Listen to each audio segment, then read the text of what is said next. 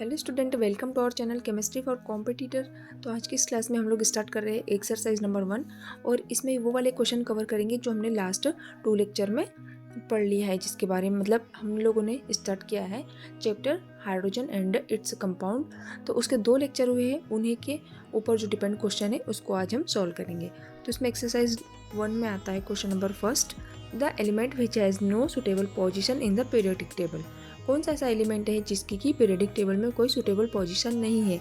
Option दिए हुए हैं यहाँ पर hydrogen, oxygen, carbon and nitrogen. तो इसका आंसर क्या रहेगा? हाइड्रोजन। हाइड्रोजन की कोई भी सुटेबल पोजीशन नहीं है। Answer will be option number 1। Next question आता है question number 2, hydrogen differ from alkali metal in. Hydrogen alkali metal से किस टाइप से डिफर होता है? तो उसका करेक्ट आंसर क्या रहेगा? Answer will be option number 1, nature of oxides. Question number 3 है, hydrogen mainly resemble halogen in the property. Hydrogen की कौन सी प्रॉपर्टी है जो कि हैलोजन को रिसेंबल करती है? तो उसके लिए आंसर रहेगा इसका, it is sort of 1 electron to get inert gas configuration. Hydrogen भी क्या करता है? हैलोजन के समान ही एक इलेक्ट्रॉन को लॉस करके इनर्ट गैस कॉन्फिगरेशन को गेन कर लेता है। तो correct answer will be option number 2। Next question आता है, hydrogen mainly resemble alkali metal in the property. Hydrogen की कौन कौन सी प्रॉपर्टी है जो कि अल्कली मेटल को रिसेंबल करती है? तो ये दोनों भी क्या करते हैं?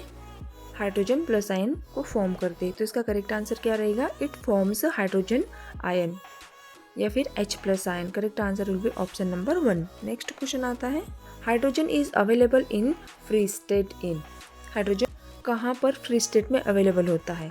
तो ऑप्शन है यहाँ पर clay, coal, volcanic gases and petroleum. तो इसका करेक्ट आंसर क्या रहेगा? Option number 3, volcanic gases. Next question, the atom without neutron is. कौन सा एटम है जिसमें कि न्यूट्रॉन नहीं होता है? तो करेक्ट आंसर रहेगा इसका हाइड्रोजन। नेक्स्ट क्वेश्चन आता है, 1H1, 2H1, 3H1 differ in their. 1H1, 2H1, 3H1 क्या है? ये डिफरेंट टाइप के आइसोटोप है हाइड्रोजन के। तो ये आपस में किस टाइप से डिफरेंट होते हैं? इनके जो फिजिकल प्रॉपर्टीज़ होती है वो डिफर होती है। Correct answer will be option number 4। Next question आता है question number 8, 1H1, 2H1, 3H1 will have the same. मतलब इन आइसोटोप की कौन सी प्रॉपर्टी है जो कि सेम है? तो इनका तीनों का क्या होगा? इलेक्ट्रॉनिक कॉन्फ़िगरेशन सेम होता है। तो इसका करेक्ट आंसर क्या रहेगा? Option number 3। नेक्स्ट क्वेश्चन आता है question number 9, the radio active isotope of hydrogen is. Hydrogen का कौन सा आइसोटोप रेडियो एक्टिव होता है? तो इसका करेक्ट आंसर है ऑप्शन नंबर 3, 3H1। ये वाला उसका होता है radio active isotope. Question number 10 आता है, most abundant element in the universe is. Universe में कौन सा एलिमेंट है जो कि मोस्ट अबंडेंट होता है, मतलब बहुत ज़्यादा मात्रा में अवेलेबल है? तो इसका करेक्ट आंसर है option number 1, hydrogen. Next question आता है question number 11, the catalyst used in Fischer Tropsch process is. Fischer Tropsch process में कौन सा कैटलिस्ट का यूज़ किया जाता है? तो इसका करेक्ट आंसर है option number 2, cobalt. Next question number 12 आता है, triolein is converted into tristearin in the presence of. Triolein को ट्रास्टेरियन में कन्वर्ट करने के लिए कौन से कैटलिस्ट का यूज़ किया जाता है? तो इसका करेक्ट आंसर रहेगा ऑप्शन बी, निकल। नेक्स्ट क्वेश्चन आता है, sulphur impurities present in blue gas is remove by using. Blue gas में जो सल्फर इम्प्यूरिटीज प्रेजेंट होती है उसको किस टाइप से हम रिमूव करेंगे? मतलब कौन से मेटल के द्वारा हम उसको रिमूव कर सकते हैं? तो उसका करेक्ट आंसर रहेगा आयरन ऑक्साइड। नेक्स्ट क्वेश्चन आता है, assertion, hydrogen react faster with halogen than deuterium. Hydrogen क्या करता है? हैलोजन के साथ फास्टर रिएक्शन करता है एज कम्पेयर टू ड्यूटेरियम। ये वाला स्टेटमेंट क्या है? करेक्ट है। फिर उसका रीज़न आता है, the activation energy of hydrogen is less than that of the deuterium. तो ये वाला स्टेटमेंट भी करेक्ट है कि जो हाइड्रोजन की एक्टिवेशन एनर्जी होती है वो ड्यूटेरियम से कम होती है। तो ये दोनों ही यहाँ पर स्टेटमेंट करेक्ट है। तो इसका आंसर क्या होना चाहिए? Answer will be option number 1। both A and R are true and R is the correct explanation of A. Answer will be option number 1. Next question आता है, क्वेश्चन नंबर 15 आता है, in which of the following conversion iron oxide chromium catalyst is used.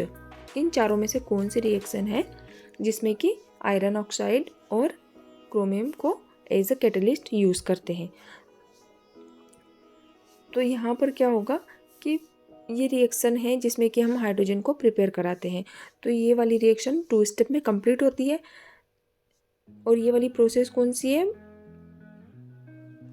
Bose method होती है, जिसमें कि hydrogen gas बनती है, मतलब H2 गैस बनती है. तो इसमें सबसे पहले रिएक्शन में क्या होगा, पहली स्टेप में क्या होता है, पहली स्टेप में हम यहाँ पर लेते हैं कार्बन को, और कार्बन को किस फॉर्म में लेते हैं, कार्बन को लेते हैं हॉट कोक के फॉर्म में लेंगे. और जब हम इसको स्टीम कराएंगे तो हमें मिल जाएगा कार्बन मोनोऑक्साइड और साथ में मिल जाएगा हाइड्रोजन गैस. और ये वाला मिक्सचर क्या कहलाता है, ये मिक्सचर कहलाता है वाटर गैस. फिर इसी वाटर गैस को आगे हम इन द प्रेजेंस ऑफ कौन सा कैटेलिस्ट, आयरन ऑक्साइड और क्रोमियम ऑक्साइड की प्रेजेंस में हम इसको फिर से रिएक्शन कराएंगे वाटर देके, तो हमें मिल जाएगा कार्बन डाइऑक्साइड और H2 गैस मिल जाएगी. यहाँ पर ये कार्बन डाइऑक्साइड और H2 गैस मिल रही है. तो इसका करेक्ट आंसर क्या रहेगा, correct answer will be option number 2. Question number 16 आता है, which of the following reaction required high temperature and catalyst.